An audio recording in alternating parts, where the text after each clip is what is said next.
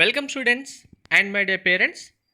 JW 2026 రిజిస్ట్రేషన్లో BC students సంబంధించి ఈ కన్ఫ్యూజన్ చాలామందికి ఉంది. ముఖ్యంగా స్టేట్లో మేము బీసీ స్టూడెంట్స్ మీ పేరెంట్స్ కూడా చాలామందికి ఇదే కన్ఫ్యూజన్ ఉంది. బీసీ ఏ లేదా బి లేదా సి లేదా డి, మేము బీసీ కేటగిరీలోనే వస్తాం, కానీ మాకు నాన్ క్రిమిలేయర్ సర్టిఫికేట్ అంటే ఓబీసీ ఎన్సిఎల్ అప్లికేబుల్ అవ్వట్లేదు. మరి మేము కేటగిరీ ఏం సెలెక్ట్ చేయాలి?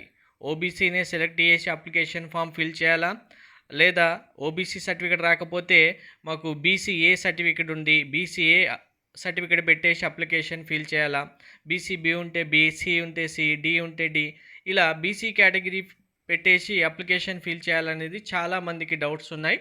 దీనికి క్లియర్ క్లారిఫికేషన్ ఇస్తాను. వీడియో స్కిప్ చేయకుండా చూడండి, లైక్ చేసి తప్పకుండా షేర్ చేయండి. కంప్లీట్ గైడెన్స్ కోసం ఛానల్ సబ్స్క్రైబ్ చేసుకొని బెల్ బటన్ అయితే ప్రెస్ చేయండి. సో మనకు స్టేట్ లెవెల్లో మీరు బీసీకి సంబంధించి ఏబిసిడి ఏ కేటగిరీ అయినా సరే, మీకు సెంట్రల్ లెవెల్లో జేఈ ఎగ్జామినేషన్ సంబంధించి ఓబీసీలో మీకు నార్మల్గా క్రిమిలేయర్ అప్లికేబుల్ అవుతాయి. అంటే నాన్ క్రిమిలేయర్ కిందికి వస్తేనే మీకు ఓబీసీ ఎన్సిఎల్ సర్టిఫికేట్ అనేది ఇస్తారు.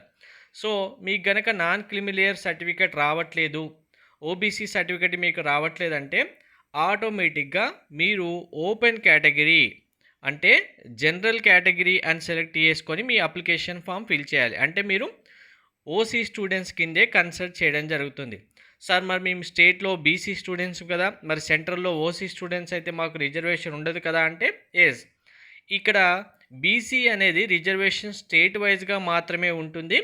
సెంట్రల్లో మీకు రిజర్వేషన్ కావాలంటే ఎవరైతే బీసీ స్టూడెంట్స్ ఓబీసీ ఎన్సిఎల్ కలిగి ఉంటారో వాళ్ళకి మాత్రమే రిజర్వేషన్ ఉంటుంది.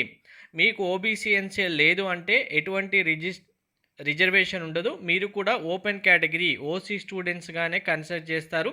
కాబట్టి అప్లికేషన్ ఫిల్ చేసే టైంలో జనరల్ కేటగిరీ ఓసీ స్టూడెంట్స్ అని సెలెక్ట్ చేసుకొని మీ అప్లికేషన్ ఫామ్ ఫిల్ చేయండి. Thank you.